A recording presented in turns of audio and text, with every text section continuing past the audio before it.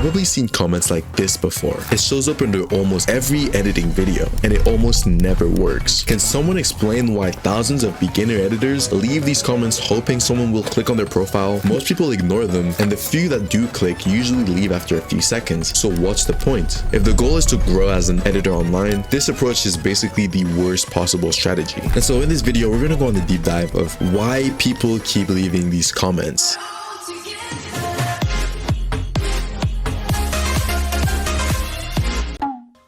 Comment that everyone has seen. If you've spent a little time in editing communities on TikTok, YouTube Shorts, or Instagram, you've seen the comment, "Can you rate my edits?" Even saying it just boils my skin. It's usually under someone else's video that's doing well. The person commenting is hoping a few people will click their profile out of curiosity. On the surface, it sounds harmless. It's just someone asking for feedback, and when you're trying to improve, that may be a good thing. But in reality, most of the time, it's not even about feedback at all. It's a desperate attempt to siphon attention from someone else's post. It feels like editors hear the advice, comment on others' posts to boost your algorithm, but in reality, commenting like this on every post makes the algorithm think you're a bot, which is the complete contrary to what you're trying to do. And because thousands of people do the exact same thing, it has turned into one of the most obvious signals that someone has no real strategy for growing. And the thing is that the problem isn't that people want feedback. The problem is the way they're trying to get it. I'm going to explain it very simply. This is why Rate My Edits comments are so lame. It puts the responsibility of your work on random strangers instead of on the work itself. So instead of making something that's good enough to attract attention, you're begging people to look at it. It completely disrupts someone else's video with self-promotion that nobody asked for. When they click on someone's video, they came to watch the content, not to scroll through 100 bot comments of people trying to advertise their profile. And it gets very repetitive. They'll show up on many comment sections regardless of what style of video it is. And the thing is that it doesn't build an audience that actually cares about your edits. At best, you'll get a few pity clicks from people who were already annoyed by the comment, but no lasting viewership. And that's an important thing if you're going to be trying to do these things. Just know that if you're going to be doing that, the people that are going to click on your thing are not going to be recurring. And so you're constantly going to have to keep commenting on people's videos to try and get more viewers. And that's where you get to large disparities between the follower to view ratio. You'll see many people with a lot of followers that end up getting no views, no likes, and no comments. That's because the audience you built was built off of sticks, and the foundation is bound to crumble at some point. It creates the image of someone who wants recognition before they've put in the work to deserve it. Imagine going onto someone's page and seeing that their edits are terrible, and over time they get better, and it shows that they actually practiced, saw that what they were doing was not working, and they improved towards actually making things that people would want to interact with. But when you see someone that is skipping that entire step of improvement to just siphon a few clicks and likes, that is the thing that frustrates the most people. And it's also not fair to the creator, because you're leaving posts on their comment section when they would want to have opinions and thoughts from their community that are leaving comments on their video. But by you botting that comment section with your "Can you rate my edits please?" then you're basically depriving the creator from experiencing or seeing / interacting with his or her community. Most people scrolling past that comment don't think, "I should check this person out." They think, "This again," because it's so common, and eventually you just get tired of it. You'll get the crumbs of what a creator already got. And the worst part about this is that this behavior usually comes from a deeper misunderstanding about how viewers actually discover editors. So here's why this approach works long term. People don't follow editors because they asked for attention. They follow because something about the edit made them stop scrolling. A comment begging for ratings doesn't create curiosity. It just signals that the content probably isn't strong enough to stand on its own. It's like you're compensating by making people feel pity for you, when in reality, the content that you make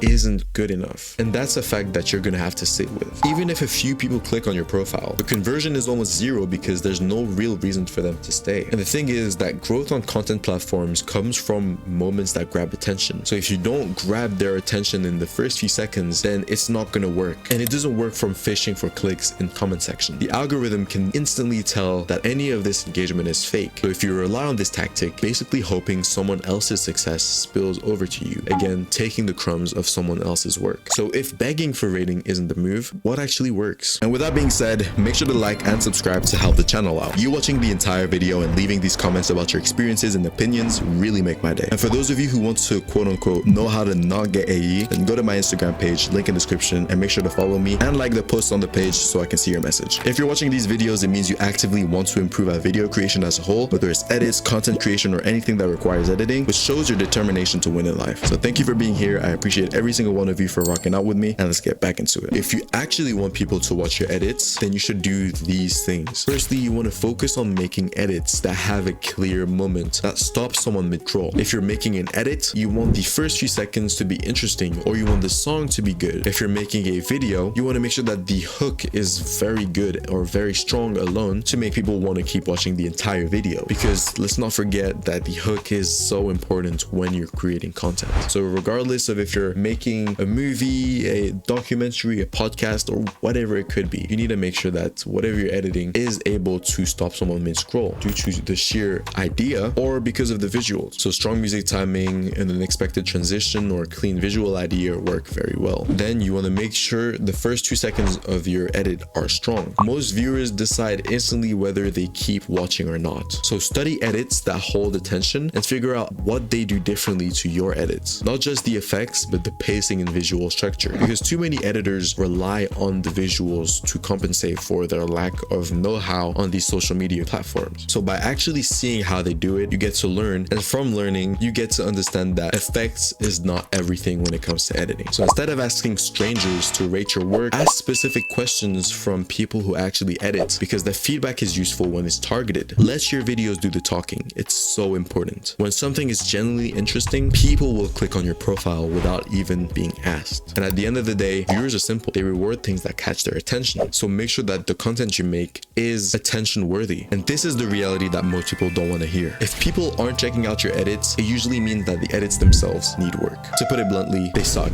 and you need to get better. It's not an insult, it's just part of learning any creative skill. Most good editors or popular editors that you know in the community all went through the stages of being bad and slowly getting better and then eventually getting to the level they're at. But you cannot jump steps, you have to follow the process. There is no rushing greatness. The editors who eventually grow aren't the ones asking strangers to rate them. It's the ones that are quietly improving until their work becomes impossible to ignore. And attention online isn't given out of kindness. It's earned through something interesting enough to make someone pause. So when your edits reach that level, you won't need to ask anyone to rate them anymore. Bottom line is stop asking people to rate your edits. Make something so good they rate it without being asked. I'm just so tired of seeing these lazy comments. If you want to learn how to get better at making edits and at editing overall, check out these videos. I think you'll highly enjoy them. Thank you for watching, and leave a comment. Let me know what you guys think in the comments down below. Make sure to comment cheeseburger if you watch to the end of the video, because it's this tradition that we do on this channel. Thank you for watching, and sprint to success.